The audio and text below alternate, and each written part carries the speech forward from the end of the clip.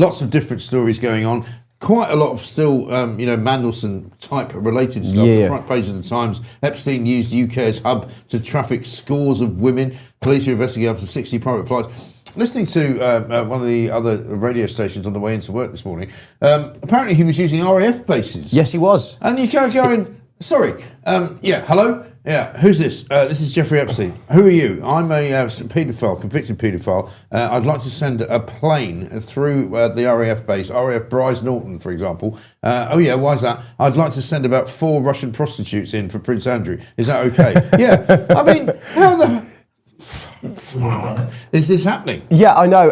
Also, it wasn't just Epstein using RAF bases. It was actually the then Prince Andrew using taxpayer-funded planes, basically, to go abroad, not just on his trade envoy missions to meet Epstein, but actually go to visit Epstein in other parts of the world, wherever he might be. Yeah. So in reality, the British taxpayers were coughing up for Epstein and for Randy Andy to go and do their diabolical things abroad. So basically, Andy gets to shag a load of women, who Epstein provide. Yeah. He gets to fly them into RAF private airports, and then gets them driven presumably from there in limousines. I mean, it boggles the mind, doesn't it? How did nobody complain about this? Yeah, I know, and I think there was an article discussing this in more depth, and there was a discussion around like why civil servants did not query this, especially in relation to Andrew, which just shows you how just incompetent and useless our civil service is if they're not questioning why on earth Prince Andrew then Prince Andrew was using this for personal use, right? All the while, obviously, forcing me and you and your viewers at home to pay for the whole thing. Yeah, exactly. I mean, I find it extraordinary that one, nobody complained about it, and that two, it wasn't stopped from happening. No, I mean, you think this would be just an obvious thing to stop, right? Even if it was not, nothing bad was happening, you would say, oh, well, if it's for personal use, well, sorry, Your Royal Highness, this is just not for personal use. This is not how you use, these places. That's not what RAF bases are for. Yeah, They're not for your foreign we're jollies. We're not running some kind of brothel. Yeah, here exactly. International plane brothel. International brothel for the benefit of royal shagging. Yeah. Sorry, mate. Would you mind just staying in your box? If you want to, hire a couple of hookers, just ring the number that normally everybody else rings. It's a good name for a quango, that, Mike.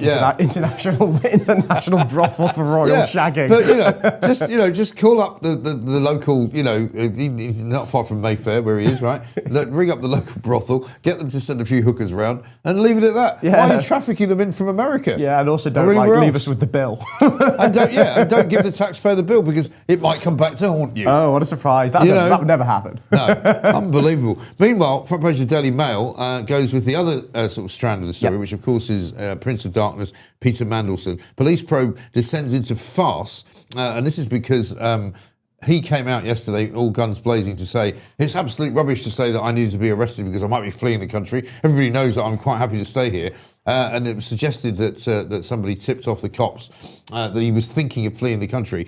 And it turns out that they were blaming Lord Forsyth. Who is the sort of Speaker of the House of Lords. Turns out it was Lindsay Hoyle, the Speaker of the House of Commons, who's now outed himself as the world's biggest grass. Right? So he's coming back from a freebie holiday where he's spreading the democracy to the British Virgin Islands. It's nice, that, isn't it? Yeah. You never go to Botswana or anywhere horrible to spread democracy. No. You just go to really, really nice places with lovely beaches and sunshine and hookers. Sorry, Lindsay. No, sorry, I didn't mean that. No, didn't mean hookers. And it turns out that Lindsay Hoyle was in the British Virgin Islands, and somebody tipped him off to the fact that Mandelson was going to flee there. Oh, well, maybe he just didn't want him to interrupt his holiday, I mean... But no, it's interesting. What is wrong with these people? Because Scotland Yard were not supposed to tell who made the tip-off, but for some reason But they managed to leak it. Yeah, how incompetent are you? And now they're having to do another inquiry into how this happened. Right. And every time something like this happens, just on a more broad point, I get irritated how there needs to be an inquiry for everything. Surely they know probably who told the Speaker that this was happening, and they should just fire that individual, right, instead of going, and looking into an inquiry. So Mandelson.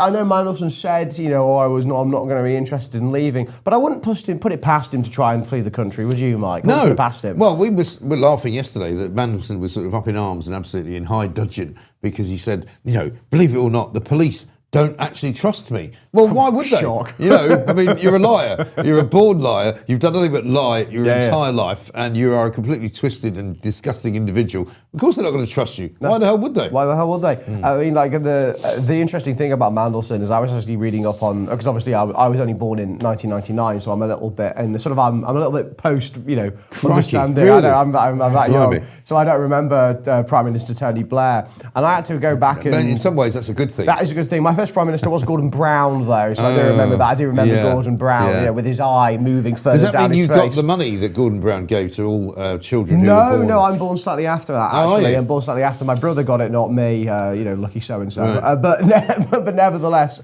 I was looking into this, and one of the things Tony Blair said about Mandelson was apparently a big mission of his government was to make Mandelson acceptable to the general public or something like that, along those lines. And also that was after the fact that Mandelson resigned in, 99, and then 2001 or 2, and then came back again and then lost his seat and then became a member of the House of Lords. I mean... And it's been in and out, basically, of Downing Street through the front door and the back door for years, because one of the things that came out over this inquiry into Jeffrey Epstein was that when he first made contact with Jeffrey Epstein, it was 2002. Yes. When technically he shouldn't have been in government. However, he was still working in Downing Street despite having been kicked out. He still had an office there. Yeah. Because Blair just sort of went, just come in every... Which is crazy. I mean, I understand how important he was to the New Labour project, but it says something about Tony Blair that he wanted to keep this guy around for so long, and also has given him access, like you said, to Downing Street, almost like, whenever he liked. Right. And also, one thing that's never discussed in these stories, Mike, is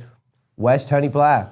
Well, where's Blair and all this, it's a very good question. And the question that's being posed on the front page of the Daily Mail is in regards to all of this business of the Virgin Islands and the Speaker of the House, Lindsay Hoyle, telling the police, and then it being revealed that he actually outed Mandelson as somebody who wanted to leave the country. Is the Prince of Darkness up to his old spin tricks? Yeah. And so you wonder whether he put the story out yesterday to sort of set the cat amongst the pigeons that it was Lord Forsyth, the Speaker of the House of Lords, knowing full well that would then sort of scare Lindsay Hoyle out of the brush, if you like, to come out and admit that it was him. I wouldn't put it past him that it was this spin because, of course, Peter Mandelson created an environment in where nobody could believe what a politician said, mainly because obviously politicians were actually all just lying pretty much all the time and haven't stopped since.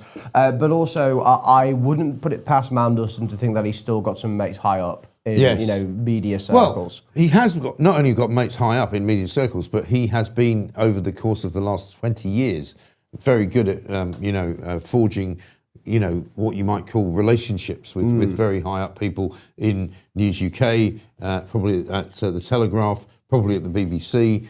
People that he can just ring up, pick up the phone, and go, "Excuse me, would you mind telling your newsreader not to say that about me?" That's the kind of way he operates. Because when he was in government, he used to, or Alistair Campbell sometimes on his behalf, used to ring up newspaper editors and broadcasters to say, "I'd rather you didn't report that story," or "I'd rather you didn't say it the way you're saying it," or "I'd rather you put it a bit further down the running order, or maybe a bit further up the running order." This is the kind of insidious nature of these people. Yeah, and I mean, just looking at Mandelson, he just gives me a chill through my spine, but... Yeah. There's something seriously rotten in the state of Denmark. Well, there really is. If Mandelson, a man like that, is able to just call people up and get things turned off and changed. And these kinds of stories really, really sort of rock people's faith in government.